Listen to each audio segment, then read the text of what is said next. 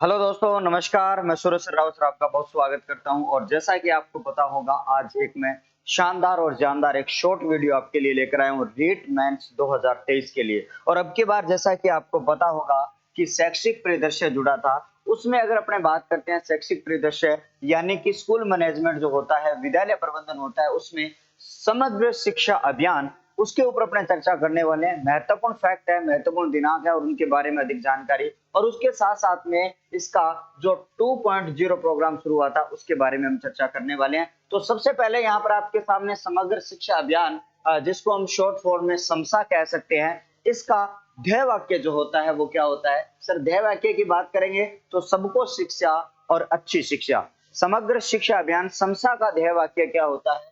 सबको शिक्षा और सबको सॉरी अच्छी शिक्षा, ये इसका लोगो होता है। इसका प्रारंभ कब किया गया था साथियों? तो 24 मई 2018 को इसका जो प्रारंभ है वो किया जाता है। इसके साथ साथ में अगर अपने बात करें कि यह कौन सी कक्षा में लागू होता है, तो पूर्व प्राथमिक से लेकर 12वीं कक्षा तक समस्या जो है अभियान है वो लागू होता है। आप कहोगे सर, समसा का जो क्रियान्वयन है वो कौन करती है? तो समसा का जो क्रियान्वयन है वो SIS द्वारा किया जाता है। सर, SIS क्या है? तो SIS का फुल फॉर्म की अगर बात करूंगा तो सिंगल स्टेट इम्प्लीमेंटेशन सोसाइटी जो है वो SIS का पूरा नाम है। यानी कि सिस द्वारा इसका समसा का क्रियान्वयन है वो किया जाता है। अगले पेज पर आपको ध्यान में रखना है, इस समसा में कौन कौन सी जो संस्थाएं हैं वो समाहित होती है साथियों। तो ध्यान रखना कि सर्व शिक्षा अभियान SSA, सर्व शिक्षा अभियान जिसको SSA कहा जाता है, राष्ट्रीय माध्यमिक शिक्षा अभियान जिसे रमशा कहा जाता है, और शिक्षक शिक्षा जो है, ये तीनों जो संस्थाएं हैं आपके समग्र शिक्षा अभियान समसा के दौरान काम करती है। सर, इसकी नोडल एजेंसी कौन सी है? वेरी इंपॉर्टेंट और महत्वपूर्ण आपका क्वेश्चन हो जाता है कि सर इसकी नोडल एजेंसी कौन सी होती है? तो राजस्थान स्कूल शिक्षा परिषद जयपुर, राजस्थान स्कूल शिक्षा परिषद जयपुर उसकी नोडल एजेंसी होती है। सर, इसका नोडल एजेंसी का पंजीकरण कब किया गया था? तो इसका पंजीकरण है वो 3 सितंबर 2020 को किया गया था। कौन सी नोडल एजेंसी? राजस्थान स्कूल शिक्षा परिषद जयपुर, जिसका पंजीकरण 3 सितंबर 2020 को किया जाता है। अगले पेज में है कि सर समसा का अध्यक्ष कौन होता है? तो आपको ध्यान में रखना, समसा जो है उसके अध्यक्ष की बात करें तो मुख्यमंत्री साहब, और वर्तमान समय में मुख्यमंत्री की बात करी जाए तो माननीय श्री अशोक गहलोत साहब जी है इसके आपके अध्यक्ष हो जाते हैं। वर्तमान अध्यक्ष की बात कर रहा हूं। और उपाध्यक्ष की बात करेंगे तो शिक्षा मंत्री, तो माननीय कल्ला साहब जो है, VD कल्ला साहब इसके शिक्षा मंत्री हो जाते हैं वर्तमान समय के, किसके? समसा के। आपके सामने इसका वित्तीय अनुपात जो होता है वो क्या होता है? यानी समसा का जो वित्तीय अनुपात होता है वो कौन होता है? राज्य की बात करेंगे तो 60-40 आपका वित्तीय अनुपात होता है, लेकिन पूर्वोत्तर राज्य में 90-10 का होता है। यानी राज्य और सेंटर का अनुपात आपके बीच में यहाँ पर लिखा गया, सॉरी सेंटर और राज्य का अनुपात लिखा गया, लेकिन पूर्वोत्तर राज्य में सेंटर आपका 90% और 10% आपका कौन देती है?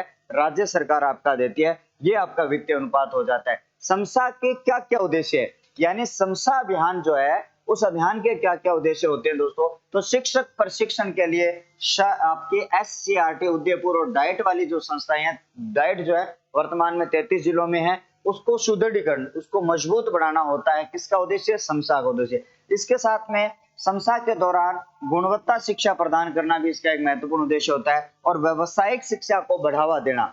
समसा के दौरान व्यावसायिक शिक्षा को बढ़ावा दिया जाता है, और उसके साथ साथ ही विद्यालय में सामाजिक और लैंगिक जो अंतराल होता है उसको कम करना। सामाजिक और लैंगिक अंतराल होता है, समसा के दौरान क्या किया जाता है? कम किया जाता है। आपको ध्यान में रखना। इसके साथ साथ में अपने बात करें, बालिका शिक्षा जो है उसको बढ़ावा देना, यानी कि गर्ल्स एजुकेशन है उसको क्या करना? बढ़ावा देना। और अभी वर्तमान समय में आपके डिजिटल एजुकेशन है, डिजिटल शिक्षा है, उसको बढ़ावा देने के लिए 5 वर्ष की अवधि में माध्यमिक विद्यालयों में डिजिटल बोर्ड लगाना, ये इसका क्या है? समसा का बहुत ही शानदार और महत्वपूर्ण उद्देश्य आपका यहाँ पर हो जाता है। RTE 2009, RTE 2009 में बच्चों के अधिकारों के उचित क्रियान्वयन में, बच्चों के जो जो अधिकार होते हैं उनका उचित क्रियान्वयन आपका किया जाए, उसकी सहायता करना होता है। और समावेशी शिक्षा को क्या करना? बढ़ावा देना। इसके साथ साथ में आपको ध्यान में रखना, उत्कृष्ट विद्यालय योजना।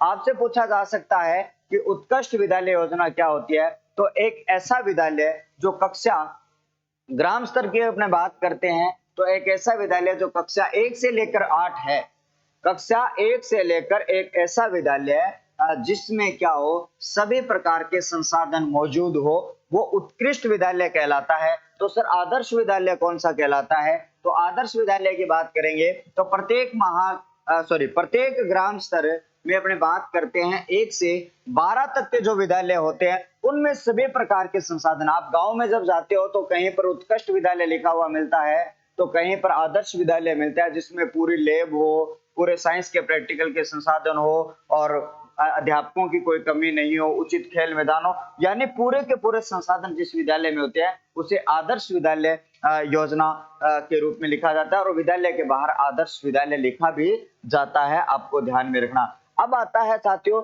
समसा का प्रबंधन और प्रशासन क्या क्या रहने वाला है। समसा का प्रबंधन और प्रबंधन और प्रशासन क्या क्या रहने वाला है उसकी बात हम कर चुके हैं। इसकी दो संस्थाएं कार्यरत होती है। क्या इसकी दो समितियां या दो संस्थाएं बनाई जाती है? सर पहली होती है शासी परिषद और दूसरी होती है निष्पादन मंडल। ये दो प्रकार की समितियां काम करती है, तो ध्यान में रखना। शासी परिषद का अध्यक्ष कौन होता है? सीएम महोदय होते हैं, यानी मुख्यमंत्री। वर्तमान की अगर बात करेंगे तो अशोक गहलोत साहब इसके वर्तमान में मंत्री आपके अध्यक्ष हो जाते हैं। और उसके उपाध्यक्ष की बात करेंगे तो एजुकेशन मिनिस्टर यानी शिक्षा मंत्री, और वर्तमान की अगर बात करी जाएगी तो वीडी कल्ला साहब इसके क्या है आपके, आप ध्यान में रखना, उपाध्यक्ष है। शासी परिषद जो समसा का ही प्रबंधन करती है।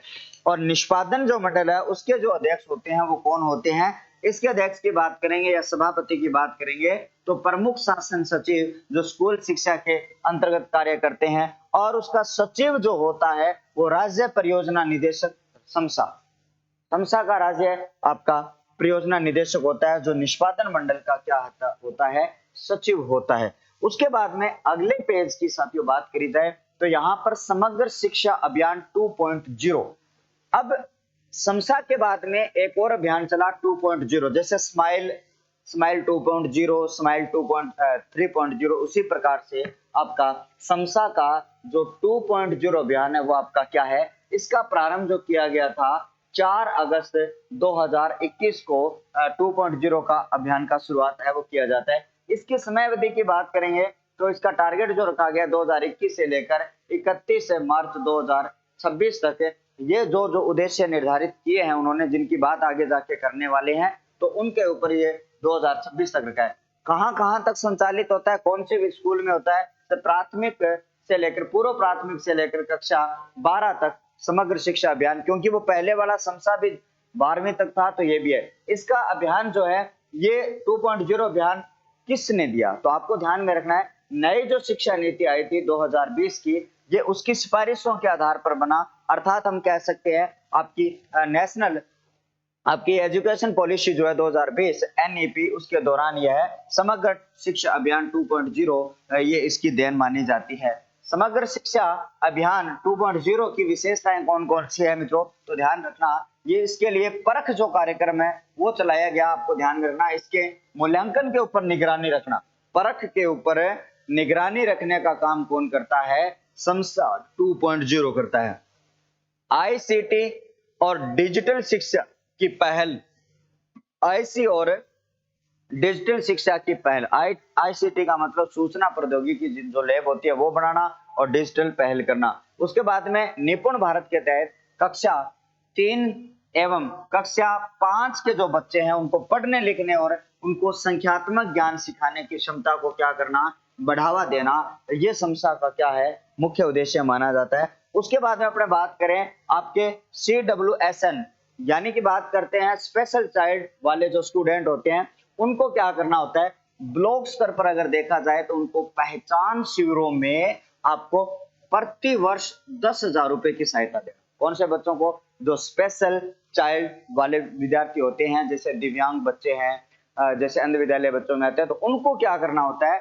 आपको 10,000 रुपए प्रति माह उनको दिए जाते हैं। और उसके साथ में 16 से 19 वर्ष के SC और ST दिव्यांग बच्चों जो स्कूल नहीं जा पा रहे हैं, बहुत सारे ऐसे बच्चे होते हैं जो स्कूल नहीं जा पाते हैं, तो उनको भी सरकार जो है आर्थिक सहायता प्रदान करती है और उसके साथ में ओपन स्कूल के माध्यम से शिक्षा पूर्ण करने के लिए प्रति वर्ष 2000 रुपए की आर्थिक सहयोग उन बच्चों को दिया जाता है।